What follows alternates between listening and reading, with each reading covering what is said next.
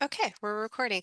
Hi, everyone. I'm going to start off with having Josh and Drew introduce themselves, and we're going to be talking about curriculum mapping today. So, Josh, why don't you go ahead and start and introduce yourself? Hi, my name is Joshua Potter, and I work in KU's Center for Teaching Excellence. I've been here about 9 years, and I work on the assessment of student learning and learning analytics. Although that is not my educational background, I have a doctorate in political science. I was on the faculty of political science for a number of years, but in that role, as a member of the faculty, I started doing a lot of assessment work. I sat on assessment committees, got kind of interested in it, and then hopped over into this line of work when the job opened up at KU. Awesome. And Drew? So I'm Drew Varsha. I am a documenting learning specialist, also at the Center for Teaching Excellence. And so that just means that I help faculty or departments to measure or otherwise capture the learning that's happening in their courses or their curricula. And I'm lucky to work alongside Josh as a recovering chemist. Uh, so that's my academic background. But I've spent the last few years now thinking about curricula in tandem with Josh and our colleague Omar.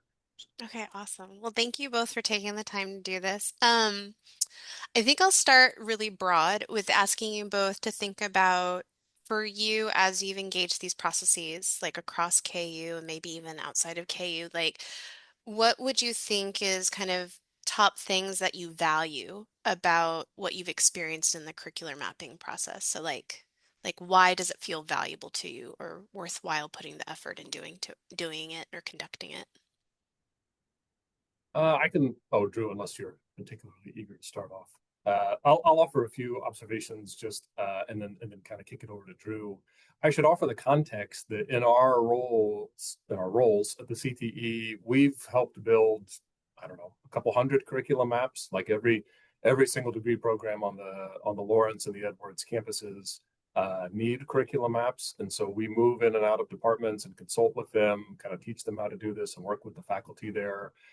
We've gotten to take peeks into the functioning of all different types of departments at KU. And I think the thing that the power of curriculum mapping, especially as a conversation among colleagues, I think is really twofold. So one is that it's a big shift in mindset from the kind of older and I would say these days tired notion that all of our courses that we teach are ours, and we teach them because they're a good substantive fit to our research agenda, and we teach them because we've prepped them before, and so they're easier to teach again. Or we teach them because they work in our Tuesday, Thursday schedules as faculty. And the promise of a curriculum mapping conversation shifts that mindset toward instead, um, is the curriculum intelligible to our students, or what does it mean to our students from their vantage point? You can have an academic department in a curriculum where everybody is an incredible teacher offering incredible courses. And if those courses are not nevertheless linked together or speaking to one another, you're trusting the students like 100% to make all the connections themselves, and to kind of look at this patchwork of idiosyncratic offerings and say, you know what, I can see how this stuff builds in sequence. I can see how it's related, and that's an awful big ask to make of students without the department spending some time trying to ensure that those courses are the connections are clear. And then I'd say the other really big, just from my vantage point, the other really big benefit or sort of shift in mindset that a curriculum mapping discussion offers faculty is that we really begin to think about um, like, what do we owe one another and what can we expect other people to help us with, right? So uh, maybe I don't need to teach everything that I'm teaching. Maybe I don't need to feel so put upon and stressed as an instructor of a class and do all this heavy lifting about the substance of my discipline. if I can talk to other people and coordinate with them, and we can figure out where they're doing some of this as well, right? And so now, when I kind of take a breath and step back and grant that educating students is a shared responsibility, and acknowledge that other people may be doing very similar things to what I'm doing in my class, it gives me the bandwidth to kind of recenter my instructional efforts on the stuff that's particularly important, the stuff that makes me excited, the stuff that I really care about, right? Because I can rest easy, kind of assured in the knowledge that other folks are doing, some of the things that I thought only I had to do. And so I think it's not just like we're going to sit down and talk about curriculum mapping because we all have to be more accountable. It's not. It's some of that, right? But it's not only that at all. I think a lot of it is we're going to sit down and talk about ways in which we can support one another's work, and materially, mechanically make everybody's instructional lives a little bit easier. Yeah, I think when it goes well, my experience where you came in and helped us curriculum map one of our degrees is that conversation kept going actually as we implemented and refined because you modeled how to say, and suddenly I was like, oh, I don't have to teach this. And then I had space to go deeper into what I could teach. And so when it goes well and modeling that collaborative nature, my experience has been that it continues as we like figure it out and refine it. And that was really cool. Drew, how about you? So I think a sort of a backdrop to a lot of what Josh offered is that a curriculum map is also a moment for a department to further develop an identity. If you were to compare degree offerings across similar institutions, uh, many of them will look similar. And so, I'll just take my own academic background as an example. Um, Chemistry at KU probably looks an awful lot like it does at NC State, and it probably looks an awful lot like it does at Oregon, sort of coast to coast. You're going to get a pretty similar experience. And so, what curriculum mapping allows a department to do is to say, how do these courses play together? Like we've discussed, but also how do we differentiate ourselves then at a more programmatic level? Um, what are the specialties of the faculty that inhabit our particular university, and how do we leverage that through coursework to serve students in this particular way?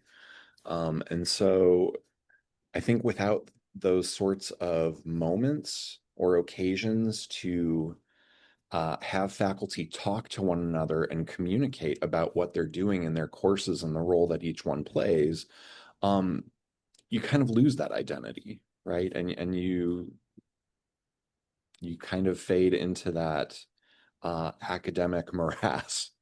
Um, and so I think this is just one of several tools to help a department figure out what it's about and what it offers. I really like that you guys are emphasizing that, like, while it could be just a tool, right? Like an exercise that people do or a director does and doesn't talk to anybody, that really the magic behind curriculum mapping is a tool that facilitates a process. And I think in my experience, having you guys come in to facilitate that process does make it feel better, right? Because of what I love I never thought about the idea of identity, Drew, and I really, really love that framing because it when I think about it, um, it helps like everybody get onto the same page. Like I do a lot of work around like implementation science, and it's like one thing to like come up with an idea, but this is like implementation or realization of it. And so that's really um and maybe that I appreciate that framing too, because like sometimes people could just look at the products online and be like, oh, we just put together a table that has colors. But it's this deeper layer that makes it meaningful. Um, in the implementation process, I imagine you guys have seen like a range of ways that people come together. And so I'm curious like how you all as facilitators of process have navigated uh, um when, I guess the range, right? Like when people come together and you're like, oh, this was easy. I just had to like let them go versus when you've had to do extra work facilitating those conversations because people are so used to not being in conversation. I think it's the I'll lead with the observation that there's a bunch of different ways to do this functionally, and then there are some ways to do it dysfunctionally as well. I think one thing is to sit down in a room and just get everybody talking, right? But that leads to some pitfalls wherein um, people may not agree on how to conceptualize learning, such that, like, if we have a program level learning outcome and we've defined what introductory, intermediate, and advanced learning looks like underneath that outcome, there can be a lot of disagreement there because someone would say, I think that my class offers intermediate learning on this outcome, but it doesn't really look like what a colleague is describing in their class. And so you're kind of a big open conversation lead leaves the process susceptible to disagreement. Another way that agreement can shake out of that kind of conversation is that you will determine, you hold up every single course in the curriculum against all the learning outcomes. You'll find patterns of, like, which of these courses is doing really heavy lifting and which of these courses is kind of out on its own, doing some, boutique special topics sort of thing. And like that can be a painful realization collectively, right? That one colleague is sitting there realizing either that they have a really important class and they feel good about that, or that they have a class wherein they're very put upon. And so they kind of resent that realization. And they'll be sitting next to a colleague that realizes, like, in terms of what the program is promising students, I'm not actually bringing very much to the table, right? So you have to have, if you're going to go that route, you have to have a certain sort of, um, baseline rapport, camaraderie. Like it's a certain kind of department that can sit down and have that sort of soul searching conversation. Because to Drew's point, these are questions of identity, right, and purpose, and what it is we're about. Another approach that Drew and I don't know that anyone else, I don't know, I've never heard about it. I don't know that anybody else in the country is trying to build curriculum maps this way. But we decided, like, what if we just tried to make the process significantly more agnostic and treated it as a sort of dispassionate aggregation of data that we then presented back to the collective and let them focus on it, or discuss it in the aggregate, such that it doesn't feel to them like it's a product of a bunch of arguments won and lost, as much as it is the product of a sort of cold aggregation of data. And the way that we've done that is we've developed a survey tool that goes to every faculty member individually, and they don't get to compare notes. They just sit at their computer and it says, here's all the courses in our department. Which ones do you teach?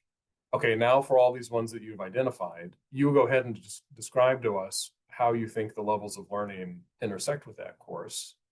And then we'll just add all that stuff up and we'll just report it back to the department. And it's just a sort of third party agnostic aggregation of, this is like a description of the lay of the land.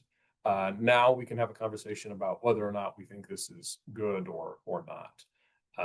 So that's a tool that we've used over and over again to try to just pre-populate the conversation with a starting point that doesn't feel like it's like a brokered, negotiated settlement. Well, it follows this data-driven idea, right? Which is in aggregate, it's not about me. It's about kind of this is where we're seeing trends without somebody necessarily outing themselves in that more group therapy process you were talking about. Drew, You can go that way too. I mean, you can do group therapy, but yeah. it depends on the group though. Group therapy is contraindicated for Yeah. certain situations, is what I always joke. Drew, what are your thoughts? Yeah, so I feel like that survey tool was particularly powerful, and to kind of bring identity back in, there's still sort of this notion among some faculty that this could somehow be threatening. And so one sort of emergent pathology, if you will, is you'll find instructors who say, my course touches on every outcome at absolutely the highest level. And you'll see instructors do this for 100, 200, 300, 400 level courses.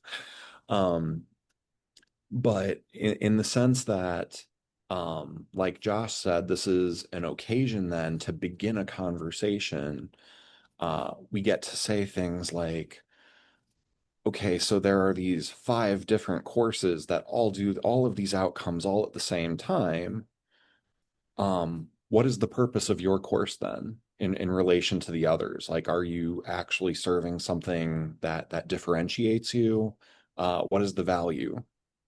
Talk to us about that. Are you emphasizing one thing over another and starting to bring them around to the notion that, oh, this is really about me and the things that I can offer through my expertise. Um, and yeah, I might actually leave it at that for now, but there are a lot of different kind of patterns that can bubble up, that allow us to sort of infuse meaning into a curriculum map in ways that they just hadn't thought about previously. Well, and it's emblematic of changing times, right? One of the things we're facing as academics is that, like, the system that I was trained in back in the 90s is not the system that I'm teaching in or was trained for. Like, it keeps evolving and changing. And what I'm hearing across kind of these different answers is um, the sage on the stage, which is, I am a brilliant mind. You are lucky to come talk to me about whatever I know, and then go off in your merry way. Like that model, I think is kind of doesn't exist anywhere because there's YouTube and there's smarter people they can find talking about it than me. Um, but also that there's a focus away from like, I am the expert, what I know is valuable to like, what does the student need? Right? Like what is it? It's a shift to student focused learning. And so there's underlying this idea is also bringing in the conversation of like our job is to teach students. And so that goes back to curricular theory, which is like what is the purpose of higher ed? Like, what's the purpose of our unit? Like, what are we trying to achieve with our students? Which, Josh, you talk a lot about learning objectives, and I'm wondering, like, from your guys' perspectives, how much you kind of start with this idea of like, what is your end goal, or why it's so important to have like some consensus around like, what are we trying to achieve when we're educating students, and talking a little bit about like the value of defining that purpose and making sure everybody's on the same page moving towards those overall objectives. I think, yeah, I think you start with the learning outcomes, to kind of structure the the pursuits that the faculty will undertake, in the department. I think the learning outcomes can come to us from a bunch of different ways, right? So if you're an accredited program, oftentimes your learning outcomes are gifted to you, let's say, by your accrediting agency. But learning outcomes can be 100% shaped by the faculty teaching in the unit. They can also be shaped, in discourse with your alumni or major employers of your graduates, right? So you can have kind of a public facing, conversation, or include other stakeholders in crafting those learning outcomes. But I think in a world of increasing transparency around everything that takes place in higher education, your learning outcomes are now more than ever like your first, I don't know if you want to call it a handshake or a sales pitch. It's the thing that like students can actually, prospective students and their tax-paying families can put their eyes on, and start making some determinations about whether or not this is a program that looks good, for me. And I think it's more now than ever. If you're not actively telling everybody what you're about, everybody's going to tell you what you're about. And I think like if you can't clearly articulate what it is you're doing, the value that you're bringing to the table, and if everybody that you work with can't answer those questions in the same way, and kind of work toward the same purpose, you're just going to get you're going to get trampled, right? Some other external agency or a governing body or a partisan is going to come in and start making assertions and characterizations, and you're not going to be well situated to push back on that. It's like setting boundaries because of the identity piece that Drew talked about, right? When you can formulate a clear identity, it's easier to then know where you can compromise and not compromise maybe in these larger conversations because none of us function in isolation anymore. Drew, do you have thoughts to add? Yeah, so from a more mechanical standpoint, the simplest representation of a curriculum map is going to be, outcomes versus courses, right? And a lot of the time we focus on how it is that courses serve certain outcomes. But a different way to interpret that grid is to look down each of those outcomes and say, to what extent are we touching on this in our curriculum? And you'll find that a lot of times, anyway, certain outcomes are really heavily represented within the curriculum, and others are almost touched on not at all. And so, a really common example is something like ethics. Ethics is important to everyone. And so, instructors, departments, naturally house this within their curriculum and declare it as one of their valued learning outcomes. But when it comes to the curriculum, it might be touched on at a spot or two for many programs, certainly not all. Um, but I think it allows departments to then see a reflection of these learning outcomes as declared values and if they're actually living those values or not. Um, anyway, some of the things that you and Josh both said kind of made me think that that could be a salient point. Yeah, I do. I would reflect back for me, like seeing things laid out like that is revealing because of the simplicity of like once you lay out the outcomes and you lay out where it's showing up in the curriculum. I think as like somebody who's on the other side of the mapping process, I was like, oh, we do this thing a lot. Like it's it's the same thing where it's like some things we do a lot. It's almost like everybody was like, I have to do it in my class, which was um which leads to unintended redundancy, I would say, as an MSW director. I've had that feedback too. But then like realizing that we think the things we thought we were doing and how it didn't show up was probably the most surprising. I agree with you on that. Yeah. Well, and I think too that type of under or over representation, to Josh's point, it shapes external perceptions of the program as well, Yes. Yeah. right? And so it's are you've declared all these things as important, but to what extent do you take yourself seriously? hmm Yeah, so this is great. Oh, I appreciate you guys having time to do this because it's like it touches on like there's a tool, there's the process, and underlying it is like identity and like what you're trying to achieve. That's both internally a process of identity development, but also externally a tool to communicate to others like what you're doing. And across it, there's a theme of requiring all of us as faculty and people as a part of the department to approach with a level of humility that what we thought we were contributing might not be actually what we are. And I think that's been the biggest challenge about assessment and data is having a group sit with we're not necessarily doing what we thought we were doing and being able to hold that and regulate and then problem solve moving forward. And I have learned over the years that you can't do it without some emotions coming up. And so trying to pretend like it's not an emotional process probably isn't helpful. But the data part of the collecting part with the survey, I appreciate you guys sharing that too, because it's like folding in some pieces that are at least more data driven and less emotional, and that there's kind of different ways you can control or facilitate that process so people can receive the information better too. So that's awesome. Any final thoughts before we end for today? Um, I think I'll say that um,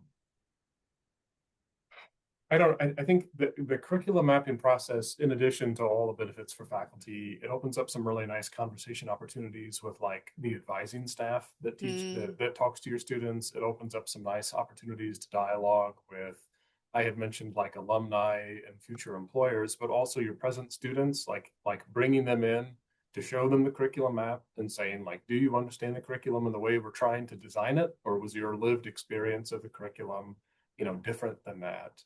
um, and then adjusting accordingly. I think it's in kind of on all fronts. It's potentially this really great coordinating, community building, kind of collective awareness, focusing tool. And we need more of all of that now than ever yeah. before. And so I personally, just in my own work, am looking around for any sort of artifice or occasion I can find to connect with people, make sure we're on the same page, working toward the same end. All this feels really important right now for higher education. Yeah, I love that. Drew, any final thoughts? I'd love to throw something in, but that encapsulated everything so well. I'm not gonna We're, say. we're gonna, that's the bow that Josh gave us, and we'll Absolutely. end from there. Well, thank you both for everything. I really appreciate your time, and I know the students will appreciate it too.